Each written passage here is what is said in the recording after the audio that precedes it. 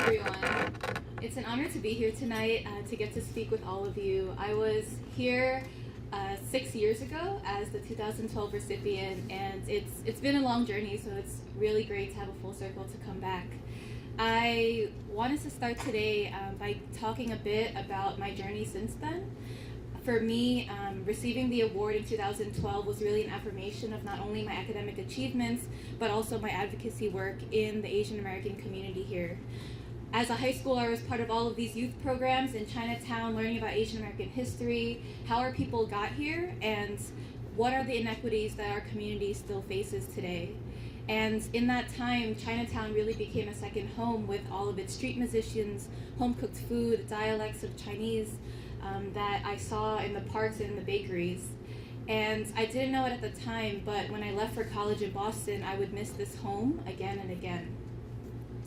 In those 4 years in school away, my worldview completely changed and transformed. And I ended up finding my passions in immigration, education, and ethnic studies, and also serving in numerous leadership positions in the Asian American community on campus. After college in the fall of my senior year, I, like everyone else, was worried about what we would do after graduation. And that's something that the scholars today don't yet have to worry about. But I learned about a fellowship that would fund a year of travel around the world conducting a project of my choice when I was graduating.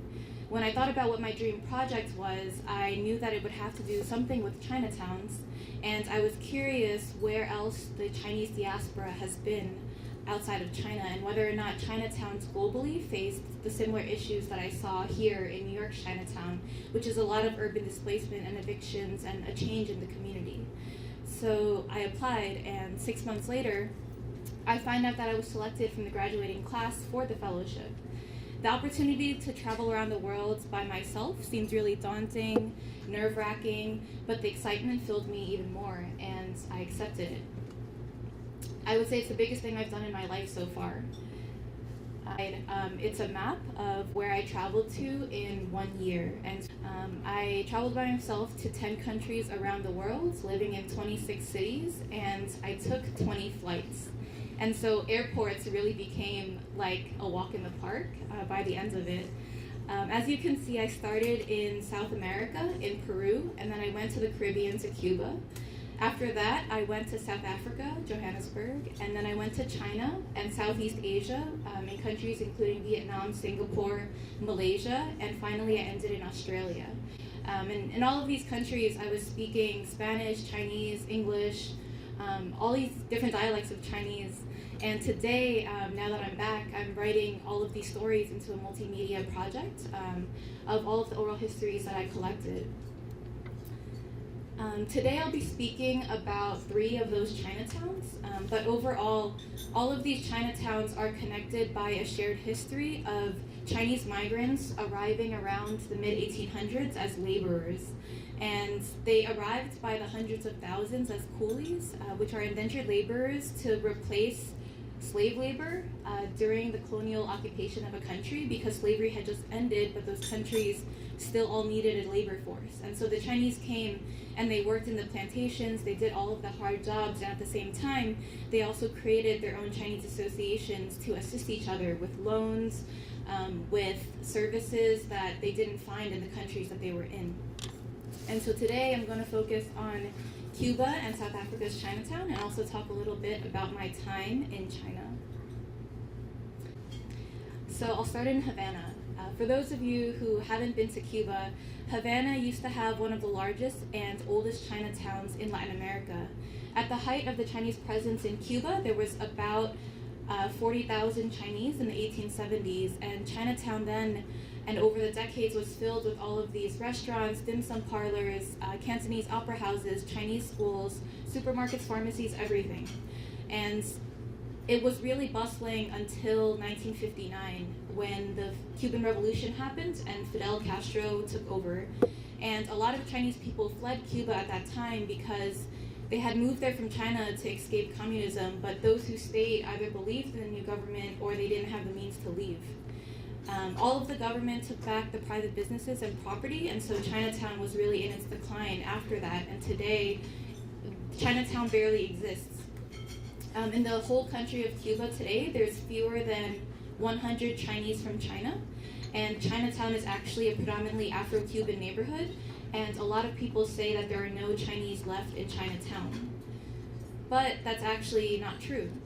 In my time there, I connected largely with elderly multiracial Chinese descendants who have African, European, Chinese heritages, and they are the ones who are leading a lot of the Chinese associations to preserve the community today. I spent a lot of time going to different Chinese associations that had senior centers, and I was talking to them in both Chinese and Spanish, mostly Spanish. And they, I found out like me, had all of these questions about what it means to be Chinese American, and for them, Chinese Cuban. I attended Chinese school classes where everybody was over the age of 70, and they were learning Mandarin for the first time because they actually really wanted to connect to their heritages and to speak with very distant relatives. And since education is free in the entire country, there were no restrictions to them to starting at any age, and they truly inspired me by showing me that it was never too late to start learning something that's really difficult and completely new. And so with them, I documented their memories of Chinatown before and after the revolution, their family histories, and their efforts to preserve the community even when they're not acknowledged. A lot of the elders hadn't had the Chinese food that we have often, like Chinese sausages, dim sum. They haven't had it for decades, and so Chinatown was really a memory in their hearts, and that was what really pushed them to continue fighting for the community. After 4 months of living in South America, the Caribbean, I moved to South Africa, and I landed myself in Johannesburg. Suddenly, the community was no longer really multiracial, but it was actually very monoracial, and I soon learned that all of the Chinese stayed within the community because of the history of apartheid and racial segregation in the country. In South Africa's history, the government really didn't know where to put the Chinese. The Chinese were neither black nor white, and so they just categorized them as colored, and they put them in the middle.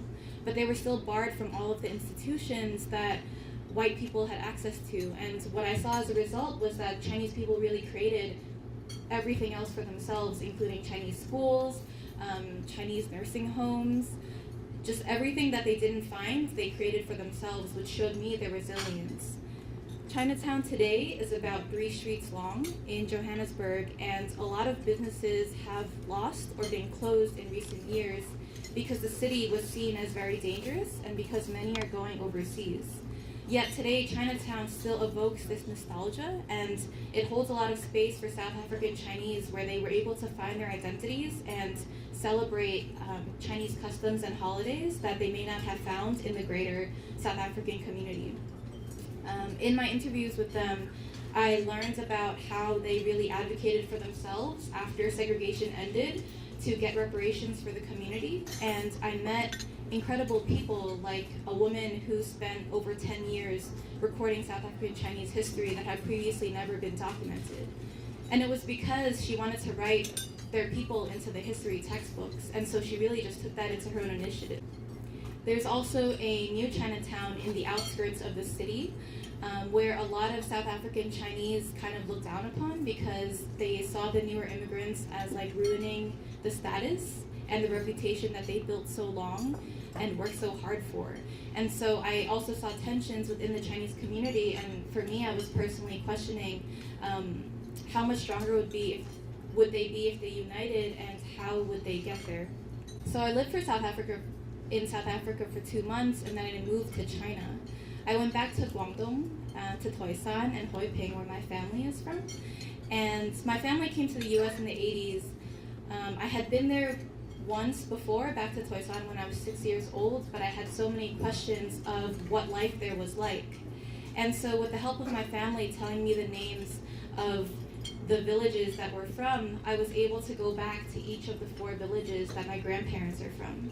I was able to learn about my grandparents as kids and as teenagers in their 20s, like what life was like in China at that time and how they were struggling to raise a family then.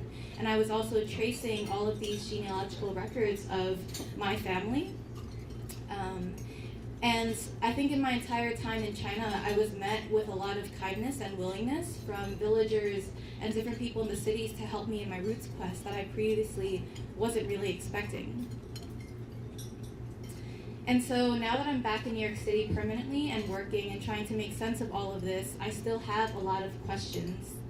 But I have a greater sense of where the millions of people in the Chinese diaspora have gone, and what they've created for themselves in each of these countries around the world. I became a lot stronger in two core lessons. The first is knowing where I come from, and the second is knowing who I'm here for. I think a common theme in all of my travels was learning about the lineages of fierce women, both in my own lineages and in other countries, who lived through historical periods beyond their control, who rose up in class status over the decades, and who were raised and continue to carry all of this resilience and values that I now hold. I was also able to see how around the world, our community is really building and paving the way to document our people's histories and our communities, and how important it is to continue this preservation work. And then finally, I know that everything that I pursue now, back in New York City and in this country, is for these same people and community. It's for everyone in the diaspora, and it's through telling these stories that I continue to document and share the histories and present-day realities of the diversity that's in our diaspora. I would say that I also learned that our worldviews and ideas of home are always shifting and evolving, no matter where we are and who we're with. And it's in New York City that I have these deep roots with the Asian American and Chinese American community, and that together we can build a home and a fortified community. Thank you.